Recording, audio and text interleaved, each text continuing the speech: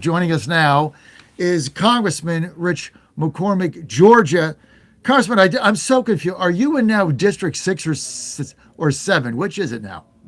I am technically seven. We used to be six last time. They forced us to court order to reapportion, and that didn't work out so well for them. We're still at nine.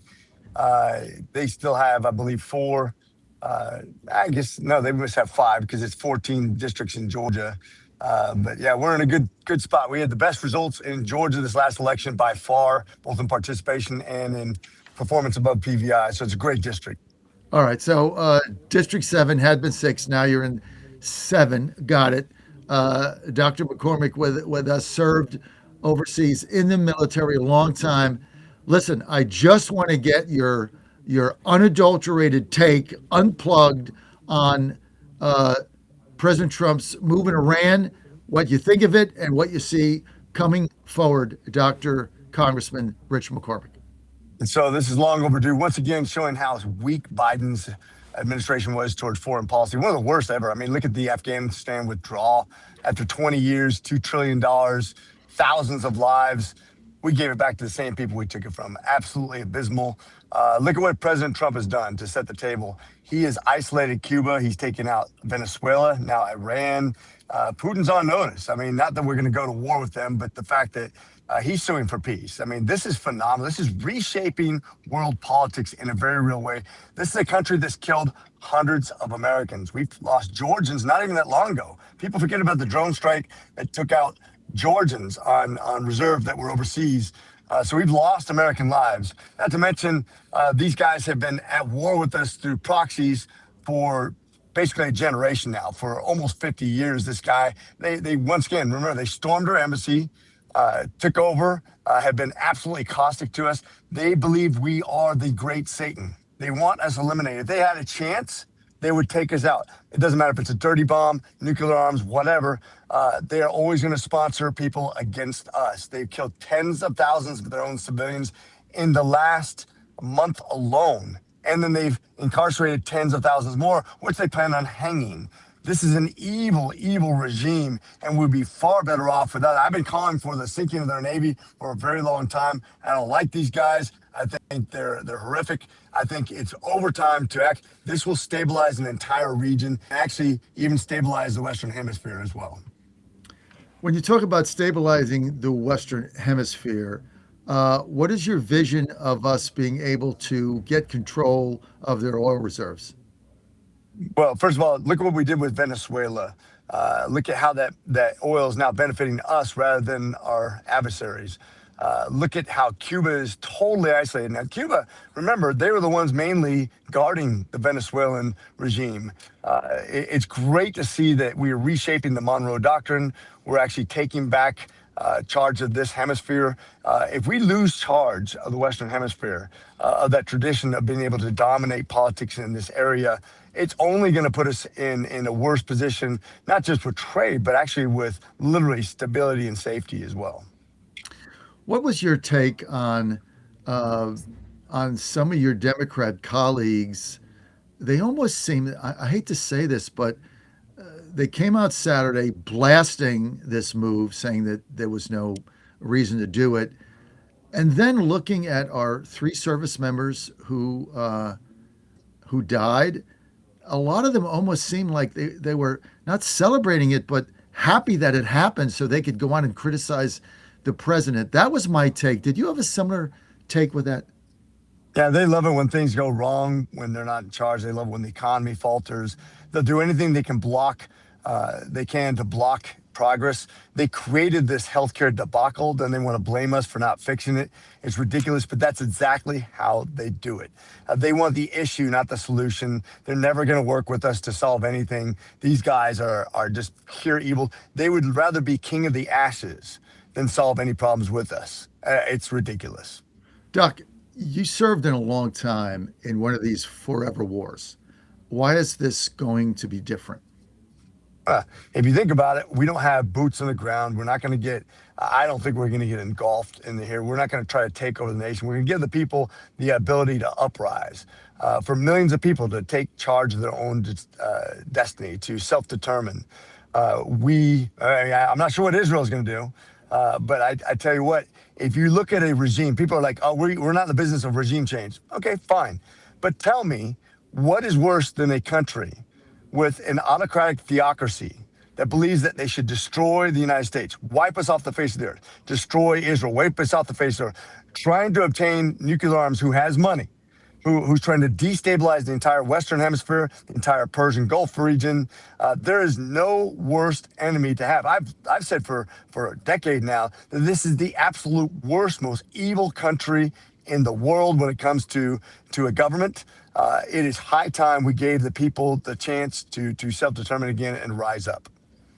Dr. Rich McCormick with us, Representative Congress Republican, represents the 7th District of the state of Georgia, Republican.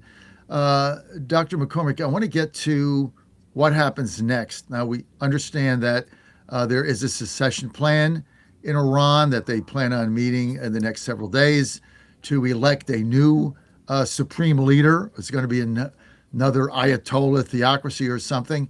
What do we do then? Do we take them out as well? If need be. I mean, this is not the time to get weak-kneed. We need to finish the fight. You don't leave till the job is done. And when I say we're basically going to sink their entire Navy. We're going to continue to hit nuclear sites, continue to hit sites that basically produce drones, launch sites. We will cripple them until they can no longer fight back. That's how you fight a war. It's Machiavellian, it's Clausewitzian. Anybody who studied war knows that if you go half measures, you will lose in the long run. It'll be 20 years long. But if you want to finish this, you can finish this in a month, and it will be over, and we'll be better off for it. Never go in halfway. I've always hated that about political leaders who hamstring our military from doing their job, and we can do it very well. We just proved it in Venezuela, and we're proving it again in Iran. Go all the way, get it over with, and the people will rejoice. It's like when Douglas MacArthur got fired and he told President Truman, how can I bomb half a bridge, right? A long story there. Dr. McCormick, so in your mind, is success regime change that is not another Ayatollah? That's correct. It cannot be an autocratic theocracy. In other words, you can't have basically a propped up dictator who's a psychopath, somebody who wants to destroy America. You can't have a oil wealthy nation trying to obtain nuclear arms and destabilize the entire world. That's not going to work. That will never work because this is just too dangerous of a time. We live in a world order that's trying to come after us. The United Nations is caustic towards us. They hate us. They hate Israel. We cannot devoid ourselves from Israel. No matter, even if we said today, I'm not going to give Israel any more money, no more weapons. They still hate what we stand for. They will still try to destroy us. You realize that we are the banner of freedom. And those theocracies and the way that we go against what they believe is a true religion, we are the infidels. They're allowed to lie to us. No negotiations are going to be done in good faith because their religion literally says it's okay to lie to us. It's okay to kill us. That's moral. That can never stand. Dr. McCormick, how do you see a pro-Western, non-autocratic dictatorship taking hold there? Do you see the Iranian people rising up? Do you see the Iranian National Guard, the Republican Guard, which I think is overrated, just like Saddam's was? But you see them laying arms down. Like, how do you envision a transition to a non-theocratic, autocratic, anti-U.S. government there? It's going to be hard to imagine something that's not somewhat autocratic. It could be a general who rises up and kind of lays down the law.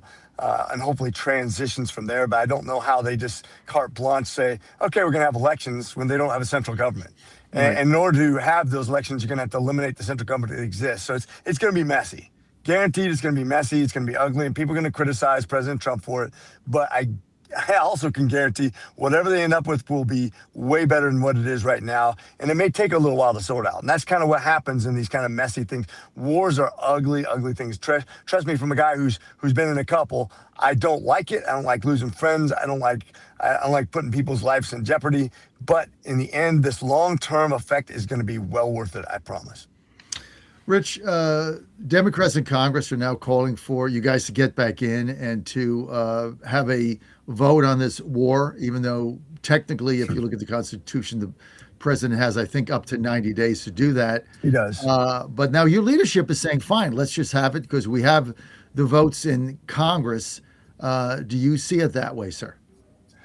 You can vote on it, but how about we vote on the Save America Act first? How about we not vote on anything else until you pass something in the Senate? Because if the Senate's not willing to work with us, what's the point? We had a conference call last night, and I tell you what, the entire conference is mad as hornets. And you can't tell me that Fetterman's not going to vote with us and a few others. We can get the votes. And if not, put those people on notice. Let's have them just get bombarded by calls. Let's see them stand up against a 70 to 80% popular item. We need to save votes into the future. We need to have IDs. We cannot allow non-citizens to vote.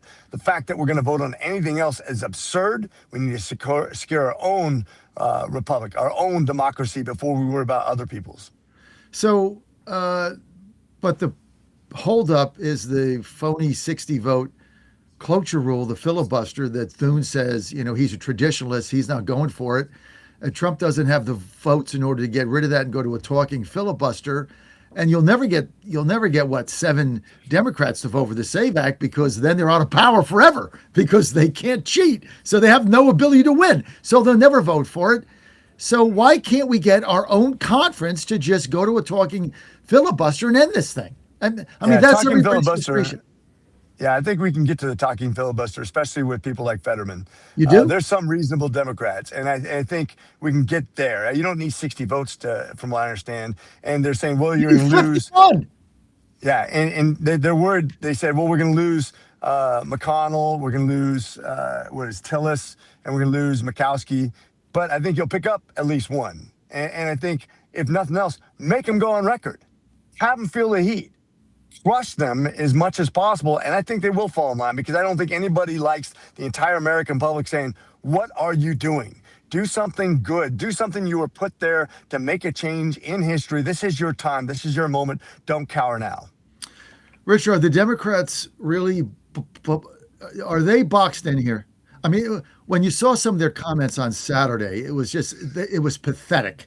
Kamala Harris, Joe Biden came out with a statement, all saying, there's no reason for this war. Meantime, Americans have been killed and slaughtered by these people forever. They got all these proxies out there. Did they put themselves in a box? I think so. I think, once again, they're going against the American populist movement. Trump's been very good at that. He understands how you move the people. First of all, how you affect their opinion. And then secondly, how to make a case that he's doing the right thing. I thought he'd had an excellent State of the Union. I think we're in good position right now. We have to be very careful about our immigration policy, that we don't alienate a large portion of the population, which is about 13%. We've lost a lot of popularity because of how we execute it. Not that we're getting rid of illegal aliens. Everybody wants to see the bad guys go. But we just need to be careful how we message it. We need to be careful also that we don't start with people who've been here for 30 years, married to Americans, have a kid at MIT, and have employees paying taxes. That sometimes doesn't work with people. Now, whether you like that or not, I'm not saying whether that's right or wrong. I'm just saying, if you want to lose elections in the future, be careful what you wish for, because ultimately the business of America is business. Doc, final thing. I know you got to bounce. How do we turn the corner now and win these midterms? One thing is what I just said. Come across as a reasonable person. President Trump ran on, we are the reasonable people. We are the people who are common sense. Be common sense people. Speak to the people. Don't celebrate the hard decisions we have to make, but dig in and make sure to explain how good the big, beautiful bill was, how it's going to benefit people in their taxation, businesses. It's creating more jobs that are outside the government, as opposed to the Biden administration, that all the jobs created, almost all except for healthcare, were pretty much in the government sector. This is a very good thing to sell to the people. Make sure that they know we're fighting for them. Don't let up. Force the Senate to take those hard votes and get the job done they were sent there for. And I think we'll be in good shape. If we don't do that, it's going to be a tougher fight. And it's going to be a tough fight no matter what, because that's what happens. We're in it to win it, and we got to finish this fight. Dr. Rich McCormick, thank you for being with us. Representative Republican, 7th District of Georgia. That's up into the Forsyth County area. Doc, people want to follow you, your campaign. Where do they go? richmccormick.us. If you just search, Google search, or whatever your search engine, Rich McCormick, there's a lot of links that come up nowadays. We're all over the internet. Love to see you out there. Love to have your support. God bless you. Semper Fi. Good to be with you, John. Thank you, Rich. Thanks for being with us. Quick word from our sponsors, Matt Schlapp, CPAC, next.